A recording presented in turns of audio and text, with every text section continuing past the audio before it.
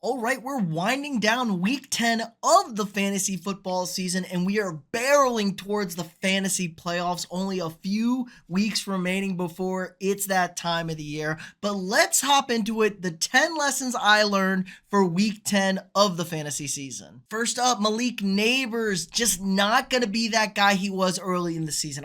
He blew up onto the scene. 11.6 week 1, but then 28, 28, 23. Then he goes out, misses a couple of weeks with that concussion. And since coming back from the concussion, it just really hasn't been Chris. 8 points, 14, 14.9, and 10.8 today. And the biggest problem here is the Giants offense and Daniel Jones are just bad. They can't get him the football. 10 targets, but only 6 receptions for 50 yards against the awful Carolina Panthers defense. This is the real problem here. I think Nabers moving forward is a guy you're going to have to downgrade your expectations for. I think it's going to be a slog. They have a bye coming up as they come back from Germany. So it really puts us in a tough predicament because Nabers was looking like he was going to be in for one of those all-time elite rookie wide receiver seasons, and we've seen some great rookie wide receiver seasons, and I just don't think we're going to get that. Now, maybe the bye can help reset some things with the Giants, but it feels like this team is just completely broken offensively. They've given up on Daniel Jones at quarterback. Daniel Jones has given up on Daniel Jones. Daniel Jones's mom has given up on Daniel Jones. So unless they can make a move to Drew Lock and he can just sling it downfield and hope Nabers can make some of those 50-50 jump ball big plays, I would be very concerned with the future production of Nabers as we head into the rest of the season. All right, did my man Sam Darnold take like ecstasy the last 2 weeks or something? Like, good Lord, Sam may be one of the best fantasy stories of the season. Really stepped in as kind of an elite tier, good quarterback, one of those guys you picked up. Blistering start to the season, but since then has kind of fallen off. But really the biggest concern for me here is now 6 turnovers in the last 2 weeks. Now he did bounce back with a big second half last week against Indianapolis to kind of get that to a reasonable score of 21, but just 9.4 points today against the worst secondary in football in Jacksonville. I believe they've been giving up like the most fantasy points to passing guys, and they just couldn't do anything. 3 red zone turnovers from him, all 3 interceptions, and all targeting Justin Jefferson. That's another thing of concern. Darnold seems to be staring down Jefferson in the red zone, and defenses are baiting him into the turnover. Now, good news is maybe Darnold can adjust and stop doing those kind of things, but that's going to hurt us on the Sam Darnold or on the Justin Jefferson side of things. But realistically, I think Darnold's probably done as a reliable starting quarterback for you guys.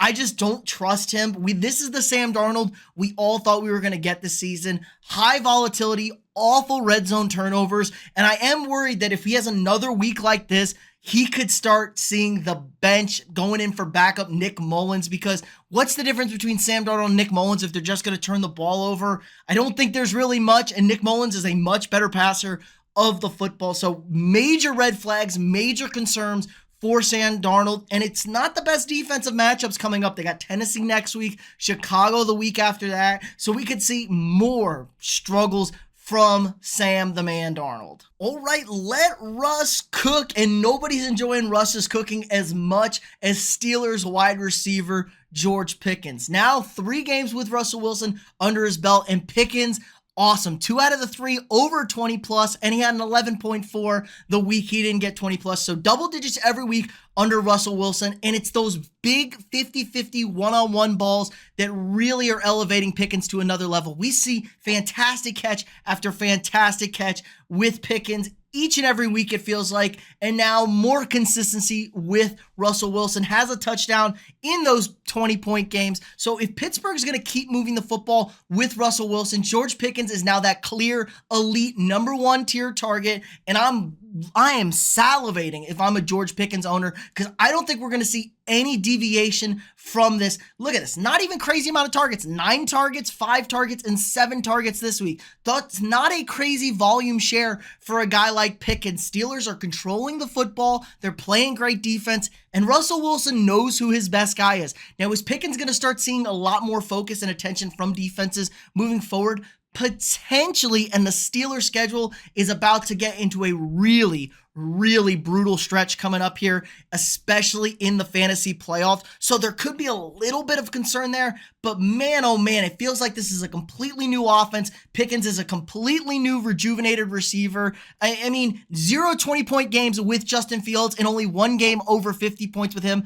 3 games with Russell, 2 games over 20. It just feels like it's a great sign moving forward. The schedule does toughen up, like I said, but I think Pickens is just so good at getting those 50-50 jump balls, somehow getting his feet down inbounds. We're still going to see big explosive plays from Pickens and just hope he keeps getting fed in the red zone. I am a huge fan of George Pickens moving forward. Okay, this might be the biggest disappointment at wide receiver. DJ Moore this year, at least for guys who have been healthy all year. DJ Moore hasn't missed any games. He currently ranks as the wide receiver 29, and you were drafting him very early, 2nd round, 3rd round, getting him in your lineups, thinking that this Caleb Williams and Bears offense was going to explode.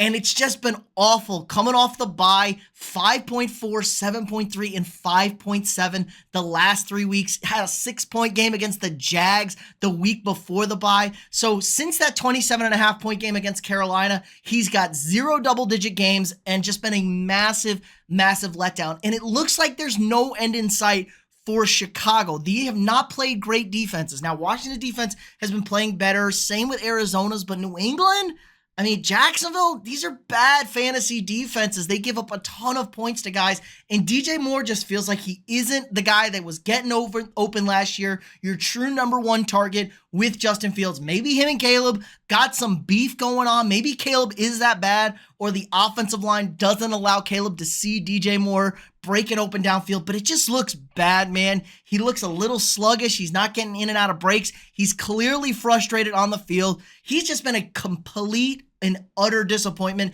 as a fantasy owner of DJ Moore. You drafted DJ Moore to be that super sneaky, like wide receiver 2 on your team. Potentially, you know, maybe some people have him as a wide receiver 1, but a guy who's going to be a big consistent player like we saw for most of last season, because we thought Justin Fields is kind of a mid to bad quarterback. We thought Caleb Williams would instantly slide on in there, be an upgrade at the position. No changes as far as volume share, even with the new added receivers.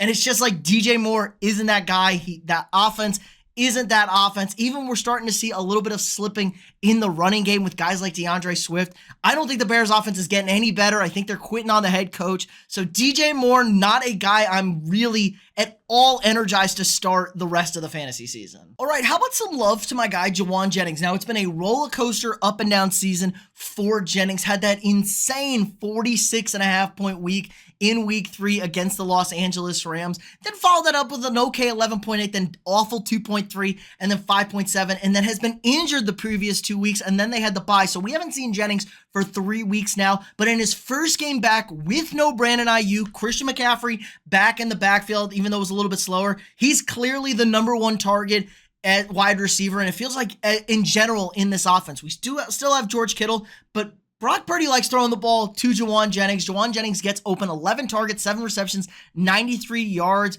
Had a nice day, 16.3. Didn't even get into the end zone for you as the Niners kind of struggled overall scoring against Tampa Bay. I know Tampa Bay is not a great secondary, but I think Jauan Jennings is a guy we can probably rely on moving forward the rest of the season in that flex type of position. He's going to have a high target share in this passing offense because the Niners are, the running the ball is not been as good as it normally is. Like, I know Christian McCaffrey's just coming back. Jordan Mason is a little bit banged up. It was kind of, incongruent, kind of choppy all game for them. But Brock Purdy's been playing really good at the quarterback position. He adds a little bit with his legs, but he's been throwing the football really well. So I love the pair of Jennings and Kittle moving forward for the 49ers. I think he's going to be that top tier wide receiver 1 type guy. And I think we're going to have a steal of a guy you can go up, pick out there, only 69% rostered. I think we're in for a big home stretch from Jauan Jennings. All right, I talked about maybe the biggest disappointment at the wide receiver position for healthy guys. How about Travis Etienne? Now, he has missed 2 games this season, but other than that, he's been a total train wreck. He's in that top 12 range of running backs. People were drafting him late second round, maybe early second round, third round, if he was still there. You were drafting him to potentially be your number one back, maybe a number two back to an already elite running back. And it's just been an absolute train wreck. Minus points against Chicago in week 6, out for 2 weeks with an injury, and then 5 points last week against Philly, 5.3 this week against Minnesota. Now, those are two very good fantasy run defenses. It's hard to generate points against those two teams, but I just think Travis Etienne doesn't fit well in this offense. This Jaguars offense can't run the ball, doesn't want to run the ball, and when they do, it's all Tank Bigsby all the time, kind of that power smashing running game. And we're not even getting him involved in the passing game. 3 targets last week, 1 target this week, 1 target the week prior when he got injured against Chicago. It's just a devastating move having Travis Etienne on your team, especially if you didn't get Tank Bigsby. I think he's clearly been the biggest disappointment at running back from guys who were drafted in the top there that's healthy. I mean, the running backs have been relatively good, like Breece Hall not living up to his production overall. Isaiah Pacheco obviously got hurt and has missed most of the season. But Etienne, just no games over 15 points this year. That's just way too low. He's been way too inconsistent, and it's kind of devastating for somebody who were all in on Etienne. Okay, don't look now. Mr. Taylor Swift himself, Travis Kelce, don't call it a comeback. He's not washed. 3 straight 20-point games for Travis Kelce. Where have you been all season? My guy is back, and honestly, his last 6 games have been really good. 15.9, 16 points, had a bye, then a 5.7 against San Francisco, but then 25, 22, and 20.4 the last 3 weeks. He is back and better than ever. He's got 2 touchdowns over the last 3 games. This is awesome if you're a Travis Kelce holder. If you didn't give up on him, I mean, the beginning of the season was rough. He's been terrible. And look, he's already back up to the tight end number 5 this season. The tight end position has been kind of a hogwash of guys all over the place. Zero consistency whatsoever. Just really bad all around. And Travis Kelce is back. We know Travis Kelce has it in him. We know what his potential is, and it's been awesome the last 3 weeks. I think we're going to keep seeing this. The Chiefs still undefeated. They added a DeAndre Hopkins, and that's what's really changed things. They have a guy that teams are now afraid of on the outside. Hopkins can get those targets. Teams are going to focus not so much on Kelce, but have to worry about him, have to worry about the deep ball with Xavier Worthy. We're going to get Isaiah Pacheco back, so we're going to add even more running components to that. So all the Kelce doubters out there, myself included, got to eat crow on this. I think Kelce is going to be a guy that can carry you to a fantasy championship if you keep rolling with him. I know the Chiefs schedule doesn't get any easier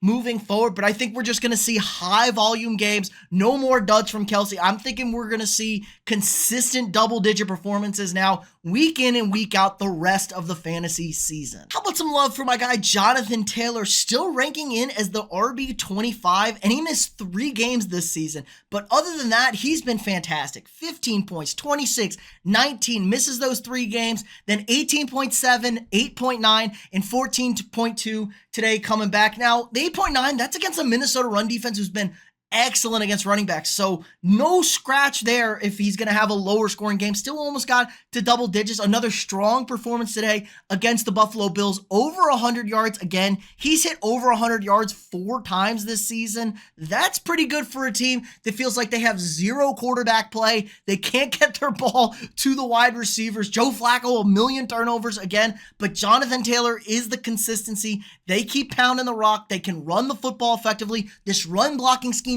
and this offensive line in the run game is really strong, probably towards the tops in the league if we look at it. So I think Jonathan Taylor, another guy that people wavered on. He had that long chunk of missed games, but he's coming in healthy and like scary moving into the fantasy playoffs. He's going to be able to drag you in there if you have Jonathan Taylor. If you need to start winning games, he's going to be a winner week in and week out. High consistency. I don't see any reason not to have double digits every week the rest of the season. Only against Minnesota, his only non-double digit performance this year so far, and that's with all the turmoil at the quarterback position. So give me some Jonathan Taylor love. He's just a consistent power back who's going to get you those points week in and week out. Speaking of consistent running backs, man, I love me some James Conner. James Conner is probably a fantasy winner year in and year out, and nobody talked about him. Everybody was down on James Conner again,